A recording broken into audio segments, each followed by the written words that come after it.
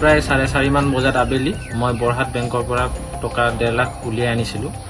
তাৰ পাছতে মই এই বৰুৱানগৰ কাষতেই আটালৰ টাৰ্ণিংটো, সেই টাৰ্ণিংটোতে মোক 3জন অচিনাক্ত ব্যক্তিয়ে মাৰপিট কৰি মোৰ হাতৰ পৰা পকেটৰ পৰা পইচাটো কাঢ়ি লৈ গুচি যায়। কিহত আহিছিলে? মই বাইকত আহিছিলোঁ। সেই অচিনাক্ত তাহাঁতি বাইকত আছিলে, 3জন ৰখি আছিলে, ৰখাইছিলে, মই ৰখিছিলোঁ। তাৰপিছত মই কোনোবা চিনাকি মানুহ বুলি ভাবি ৰখিলোঁ, হেলমেট পিন্ধি আছিলে গতিকে চিনি নাপালোঁ। তাৰপিছত মই ৰখি দিয়াৰ পাছতে তাহাঁতি মোক টানি আনি হেঁচা দি, মুখত টিপা দি, ডিঙি টিপা দি, ঘূৰিয়াই পইচাটো কাঢ়ি লৈ গুচি যায়। মই যেন তেন তাৰ পৰা পলাই হাত সাৰিছোঁ। পালচাৰ 180 ৰঙা কোলা।